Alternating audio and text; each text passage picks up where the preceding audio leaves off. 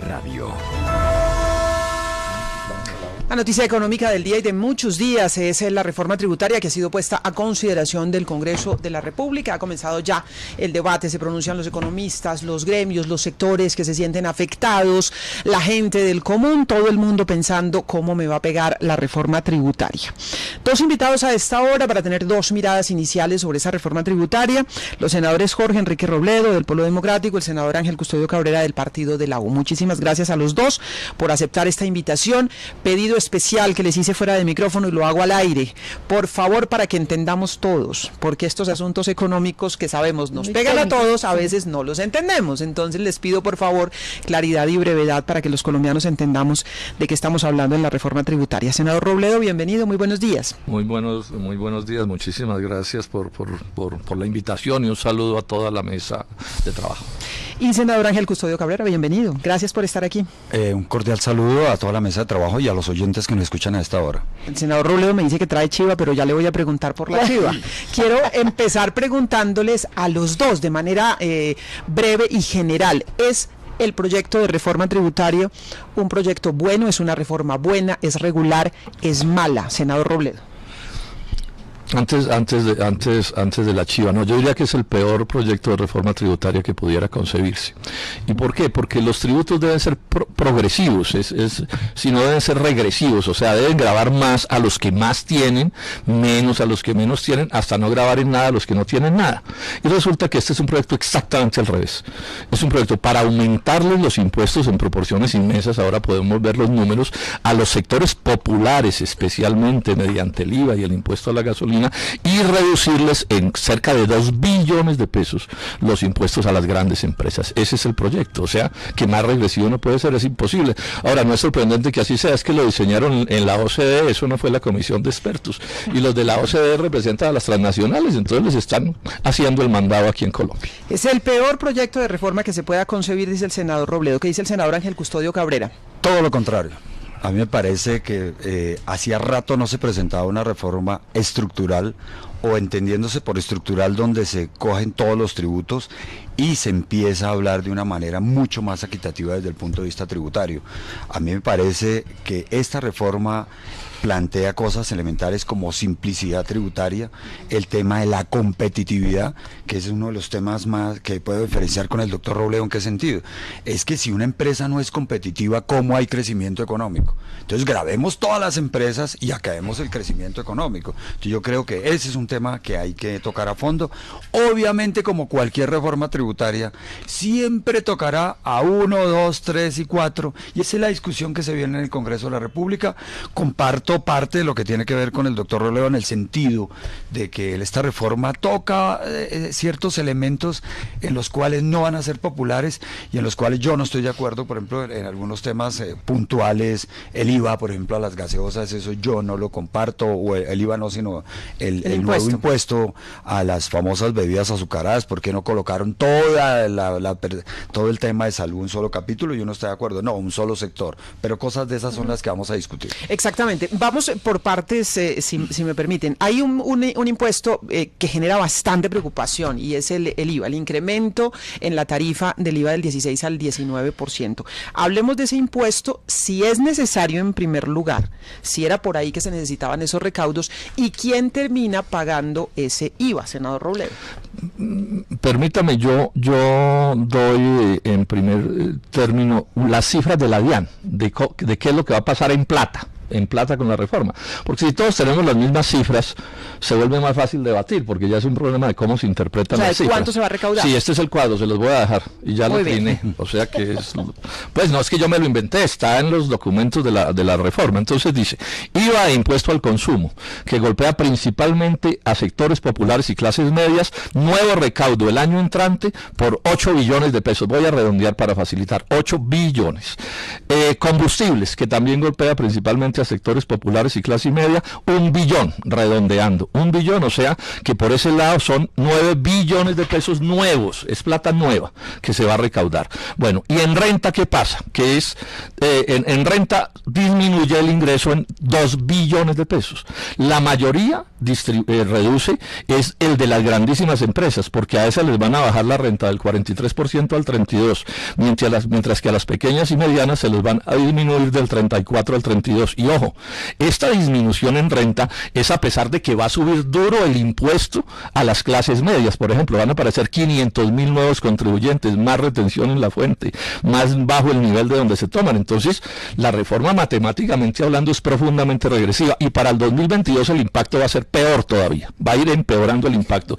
Estas son las cifras, entonces yo ahí es donde digo que la matemática me dice que es una reforma tributaria clásicamente regresiva. ¿Puedo preguntar?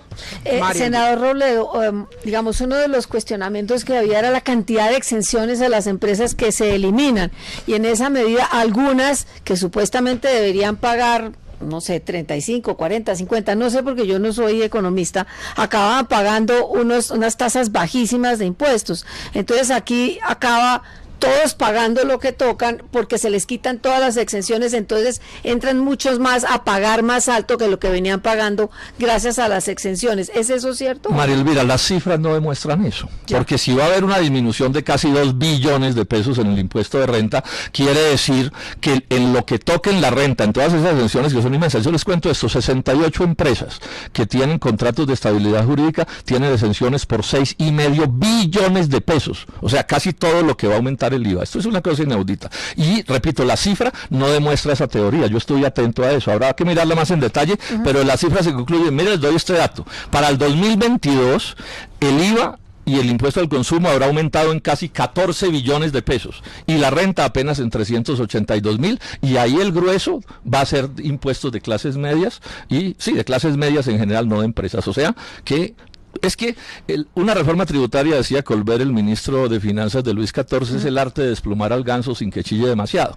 Y entonces están en eso. Entonces primero nos despluman y después, cuando no le queda ni una pluma a los colombianos, quieren que sonriamos y posemos para la foto. Es lo que se proponen los amigos de la reforma. Le voy a dar la palabra al senador Ángel Custodio Cabrera. El doctor Jorge Enrique Robledo, yo les preguntaba por el IVA, pero él saca cifras de dónde va a salir la plata de la reforma para argumentar que es una reforma regresiva y que es una reforma que le está pegando mucho a la clase media. Bueno, leamos lo que planteó el gobierno, porque es que a veces aquí empezamos a decir, la tarifa de las personas naturales, hoy cómo es de las personas naturales.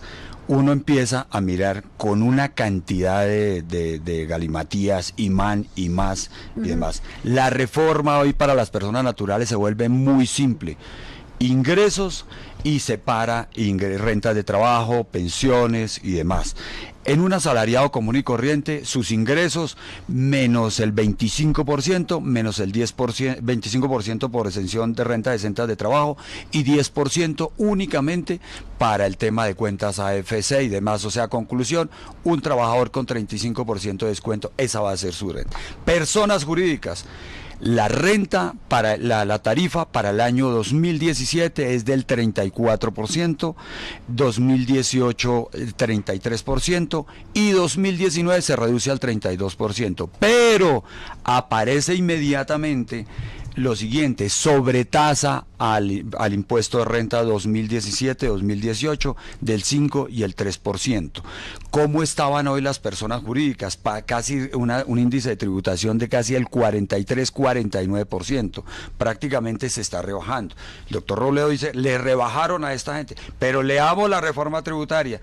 Los artículos 206, 201 hoy del Estatuto Tributario, leámoslos, que son las rentas exentas, todas están siendo eliminadas hoy. Entonces, cuando yo te bajo la tarifa, ¿por qué hoy los gremios están protestando? Porque le estoy rebajando la tarifa, pero le estoy eliminando exenciones tributarias. ¿Y en las cuentas finales pagan menos o pagan más?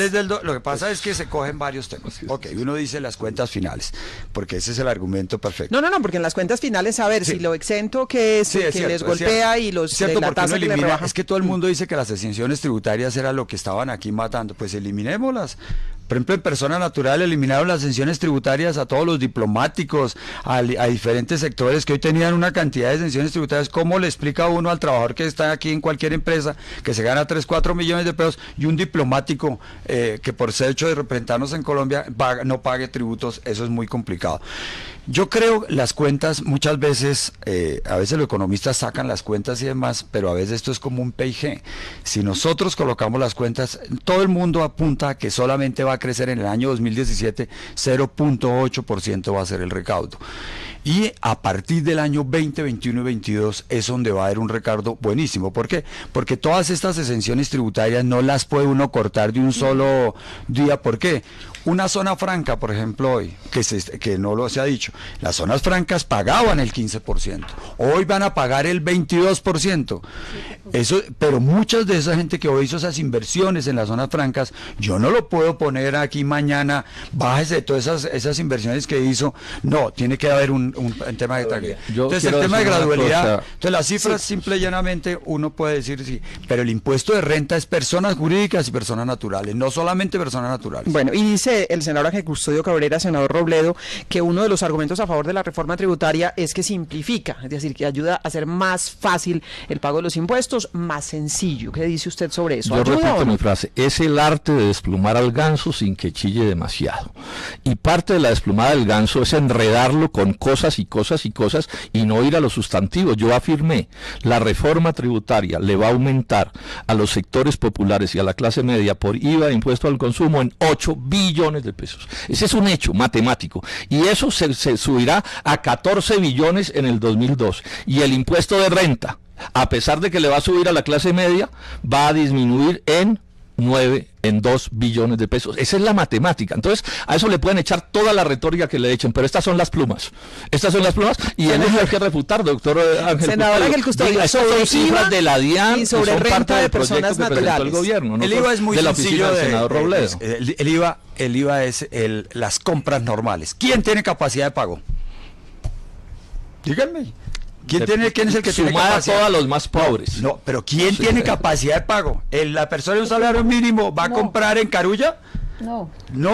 El IVA tiene, pero el IVA se le aplica a productos de la canasta familiar. No, los IVA de canasta familiar quedaron congelados. No es cierto. Bueno, pero yo no estaría segura en ese punto. Discutamos sobre ese punto porque hay productos de la canasta familiar como el del aseo, que está planteando aquí Espinosa. A 19, aseo, por ejemplo. Eso es de la canasta familiar. Las toallas sanitarias, el papel higiénico también pasa de 16 a 19 y eso no es de consumo popular. Pero probablemente se les pueda prohibir que los usen los dos. Hay que sumar todo lo que se compra en este país, la capacidad de consumo. Obvio. Todo el mundo tiene que contribuir al Estado de acuerdo a su capacidad de pago, lo dice la Constitución. Si el pobre, pues algo aporta. El tema de personas naturales, que es la gran discusión cuando se crea el monotributo, es un tema a discutir seriamente de lo siguiente. Dígame, ¿cuántos son las contribuyentes personas naturales en Colombia? Díganme la cifra. ¿Cuántos? No, poquititos. 400.000 personas. ¿Cuántos son los responsables del impuesto de riqueza en Colombia? Poquitico. Díganlo. 1.500 personas. 1.500. No, es que lo coloco. Y ese es el problema. La desplomada tiene que ver con todos esos enredos. No, es que estas cosas se pueden entender. No hay que saber cuánto es el número de contribuyentes por personas naturales para entender lo que estamos discutiendo. Porque si queremos enredar esto, se puede enredar hasta la náusea. Pero precisamente lo que estamos intentando hacer aquí es aclarar una cosa: ¿quién paga los impuestos? Entonces, aquí ha dicho el doctor Ángel Custodio que el IVA no es un gravamen regresivo. Yo voy a explicar por qué sí es regresivo. Miren ustedes, un jabón de 2.000 pesos con IVA de 19% queda pagando 380 pesos.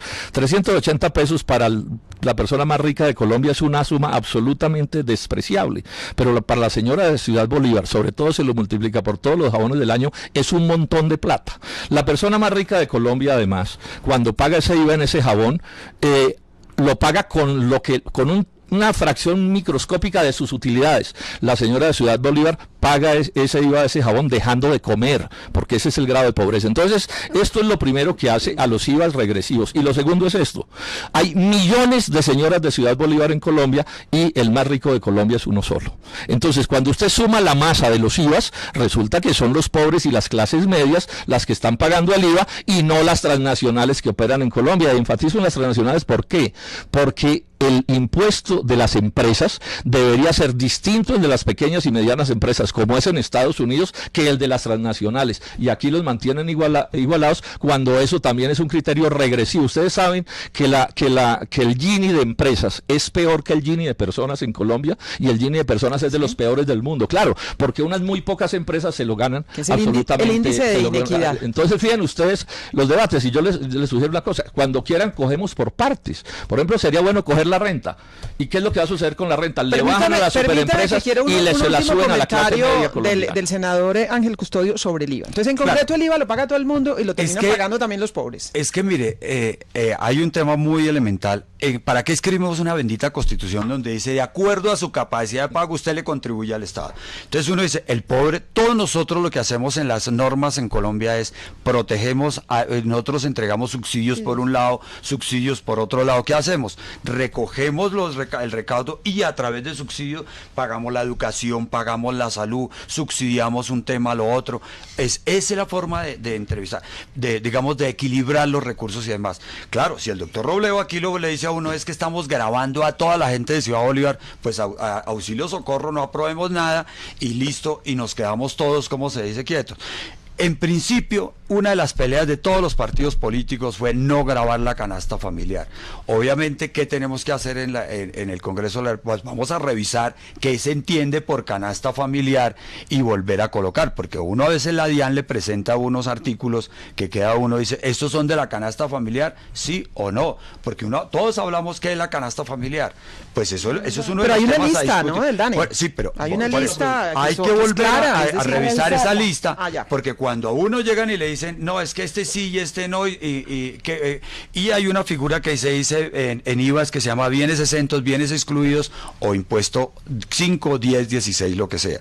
Entonces, esos son los temas que toca mirar desde el Congreso de la República. José Manuel. Senador Robledo, es muy difícil estar en desacuerdo con usted porque a nadie le gusta pagar impuestos y todos quisiéramos no pagarlos, pero es realista para Colombia, puede sobrevivir Colombia sin esta reforma tributaria. Y sobre todo, le quisiera preguntar, senador Robledo, usted dice no a la reforma tributaria, pero ¿qué alternativa entonces puede presentarse o pensarse en Colombia? Pero mire, José Manuel, yo empiezo diciendo esto: la Constitución no dice que todo el mundo tiene que pagar impuestos. La Constitución lo que dice es que los impuestos tienen que ser progresivos.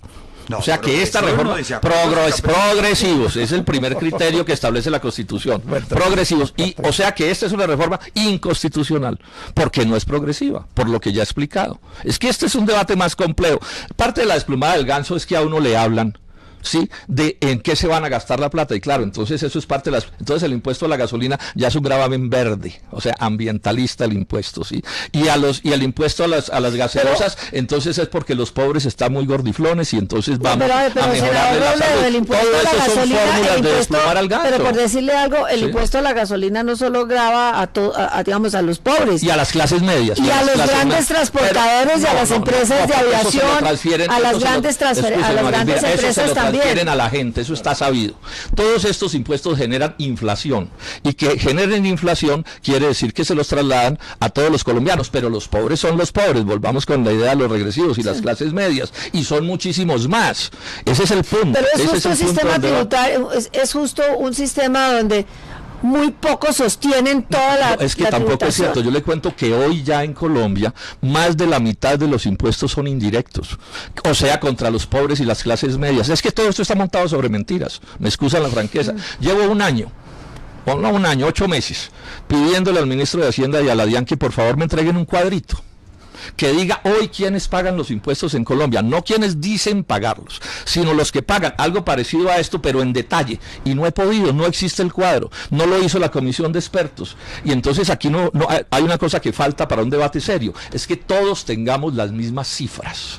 los mismos números. Aquí se para un superpoderoso y dice, es que don Carlos Slim, sus hombres en Colombia dicen, estoy reventado, no puedo más, me voy a ir de Colombia, ¿sí? Me hacen sufrir en exceso, y entonces le bajan los impuestos a don Carlos Slim, que está entre los 5 tipos más ricos del mundo, y se lo suben a los ciudadanos más pobres de Colombia, a las empresas no monopolistas y a la clase media. Bueno, quiero plantearles el tema de renta, pero el profesor Restrepo, que ha estado muy callado, es nuestro economista de mesa, tiene opinión a propósito de lo que estamos discutiendo en este momento, y luego voy con el senador Ángel Custodio, tema de impuesto a la renta. Y tiene que ver precisamente con lo que acaba de mencionar el senador Robledo, y es que los impuestos indirectos, dice él, lo pagan las personas, pero es que eso no es cierto, digamos, gran parte de los impuestos indirectos los pagan también toda la cadena de valor. Por ejemplo, en el caso del IVA, el IVA se va pagando a medida que se va construyendo el valor de cada bien. Se va trasladando, profesor. Claro, pero entonces la pregunta es, ¿cómo cambiar? Entonces, ¿no sería mejor generalizar el IVA para que lo pague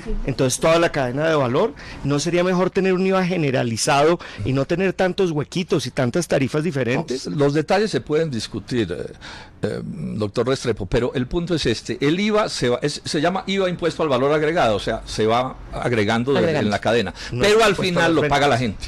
El consumidor final. La suma de todos los IVA los termina pagando el ciudadano. Por eso es que el IVA es inflacionario, ¿verdad? Claro. Porque lo termina pagando toda la gente. Entonces, aquí nos hace falta un debate juicioso sobre estas cosas, pero pues en parte no se puede hacer porque, le repito, no existe ni el cuadro.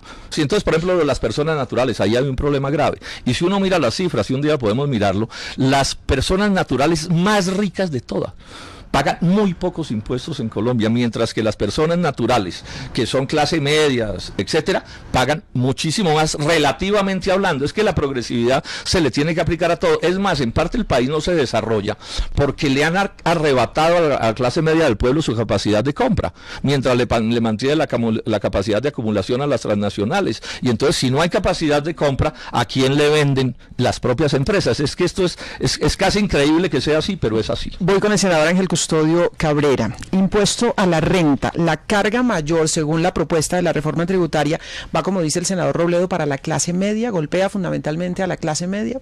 Primera pregunta, doctor Robledo, ¿qué entiende usted por clase media? No, pues ese es un término bien impreciso, pero uno lo puede, en general los asalariados todos son clase media, ¿no? Exceptuando un tricito de la cúpula, claro, usted me va a decir que el sueldo del senador y no sé qué, ¿cierto? Pero el sueldo del senador o del funcionario de alto nivel al lado de las ganancias de don Luis Carlos Sarmiento Angulo es una ridiculez. Entonces, la clase media en general uno puede ponerla como casi todos los asalariados. Claro, de pronto habrá algún asalariado que se vuelve millonario con su salario, pero la norma no es esa. La clase media somos en general los asalariados, digamos, del sector formal de la economía, también, por ejemplo, médicos, ingenieros, el propietario de una tienda de abarrotes, pero en general es clarísimo que no son las transnacionales, esos no son la clase media. Ok, mire, para explicar, impuesto de renta de personas naturales, ¿quiénes pagan impuesto de renta en Colombia? Las personas que devenguen más de 2.400.000 pesos en Colombia. Eso, y por eso ahora se habla de declarar a partir del año 2018, no 2017, de 2.400.000. Pero ¿quién paga hoy? ¿Quién le hacen retención? La persona que devengue 2.400.000 pesos. ¿Dónde está el grueso fuerte de personas naturales? Los que ganen más de 6, 7 o 9 millones de pesos. Ellos van a sufrir en esta reforma tributaria. Pero dígame, ¿quiénes son los que ganan 9 millones de pesos en Colombia? Es que uno aquí tiene que publicarse, por eso cuando... No, pero es que, doctor Robledo, si uno no separamos las personas naturales, nos terminamos engañando a la gente. Mire, aquí la gente común y corriente. Entonces, claro, después dice el doctor Robledo, es que a usted lo van a clavar por el IVA. Es posible que sí, porque algo tenemos que contribuir, pero el grueso es las personas que ganan más de 9, 8 millones de pesos. Entonces yo digo, ¿cuál es la clase media? Ese, por ejemplo, es un punto de debate. Para usted, 8 o 9 millones de pesos de ingreso no es clase media. No, a partir, yo lo que digo es que el doctor Robledo, él todo lo que sea salario mínimo lo coloca en la clase media. Y entonces, un momentico, aquí a partir de 3 millones de pesos para colocar una cifra. No me pongan en mi boca lo que no he dicho. No, pero es que usted llega y dice, una persona de 3 millones de pesos es el que empieza a contribuir en Colombia. O sea, mire el grueso de personas naturales que se quedan sin contribuir en el impuesto de renta. Como los llaman, pero van a bajar el nivel de ingresos a partir del cual se tributa. Hoy bien la prensa que van a hacer retención en la fuente desde 1,5 millones de salario, de sueldo. Eso es cogiendo gente abajo. Es que la reforma mira abajo, la reforma no mira arriba. Pero miren esto, artículo 363 de la Constitución Nacional. El sistema tributario se funda en los principios de equidad. No está en esta reforma. Eficiencia. Podrían argumentar que es eficiente, yo creo que en el fondo no. Y progresividad. Equidad y progresividad. Luego, esta es una reforma inconstitucional. Viola la Constitución Nacional. En cualquier análisis técnico de especialistas en tributos, les dirán esto que les estoy diciendo. Equidad y progresividad. Simplicidad de esta reforma tributaria, lo acabé de explicar por primera vez, por ejemplo, en personas jurídicas, de 4 impuestos se reduce a 1.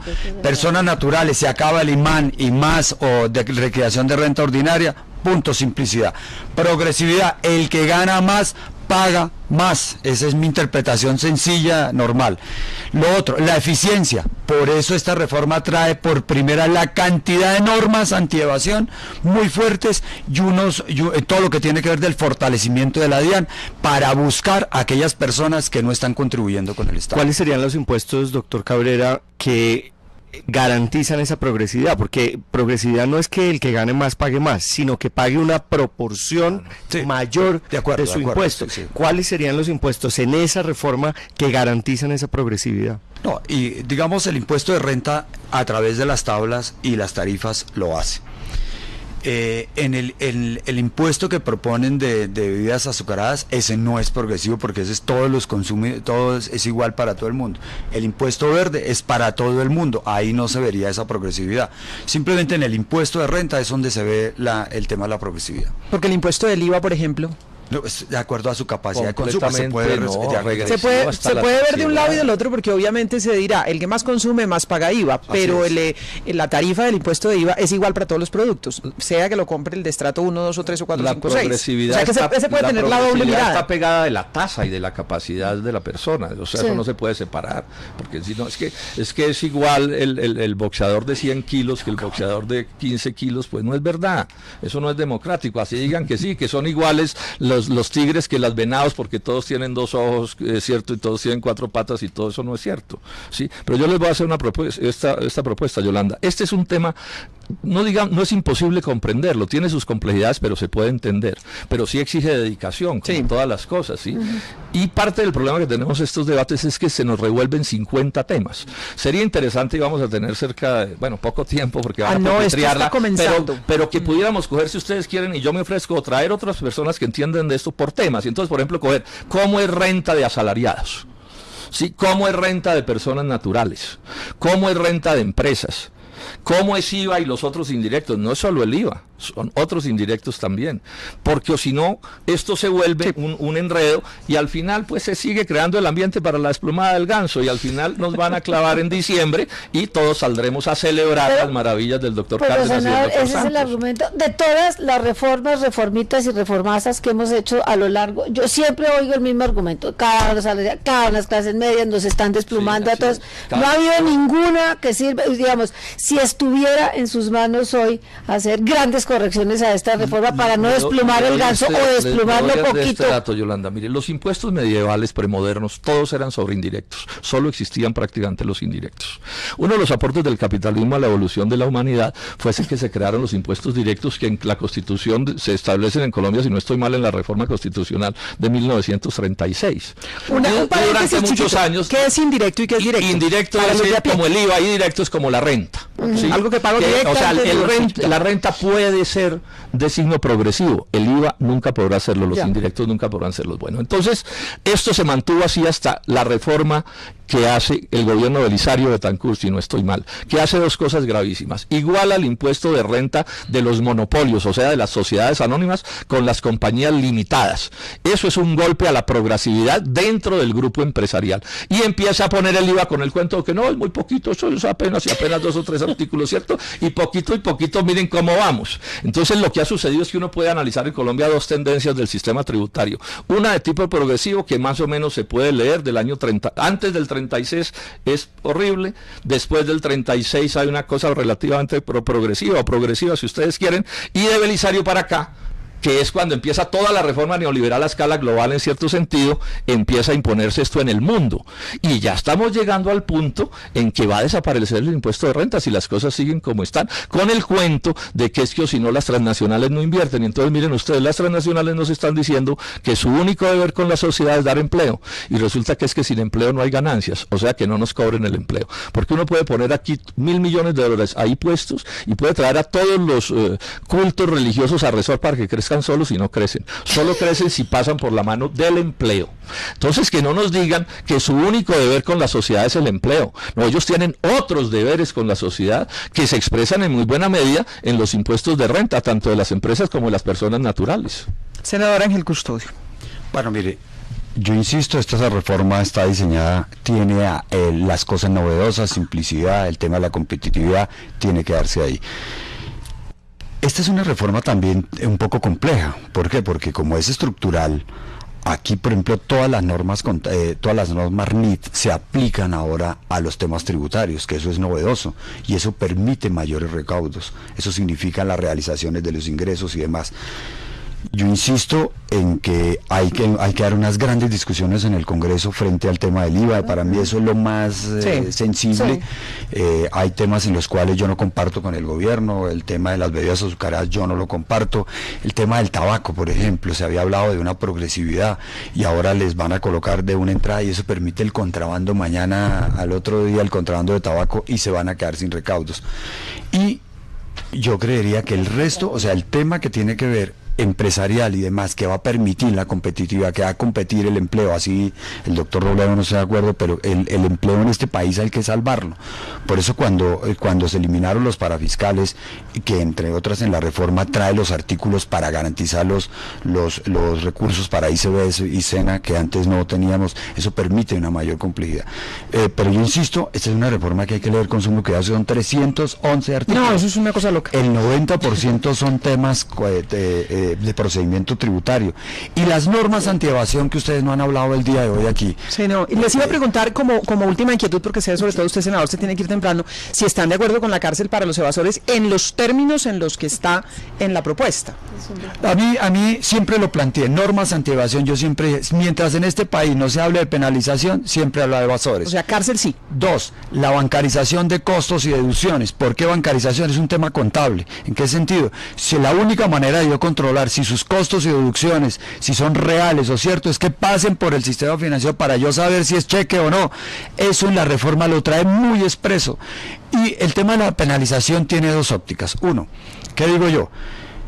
La penalización, digamos, con 5.000 millones de pesos, todo el mundo se parece un chiste. Pues sí, porque ¿quién paga de impuestos 5.000 millones de pesos? Correcto, primer tema. Primero, esos son los grandes evasores. Pero aquí se terminaría uno es castigando el que pone la cara, o sea, el declarante.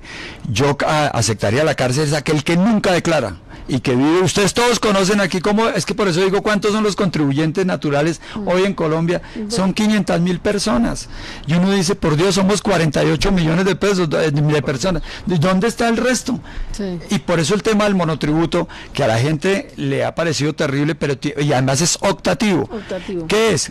Si la DIAN actuara, ¿qué le digo yo a una persona que hoy con 3 millones de pesos paga tributos en Colombia, y otra persona que vende X, Y, Z cosas, se gana más plata y no contribuye? ¿Cómo le digo yo a esa equidad de colombianos? Eso era lo que yo quería decir rápidamente en estos 2 minutos. Sobre este punto, yo desde hace rato temas vengo antievasión, pensando y diciendo que debe haber cárcel para los evasores.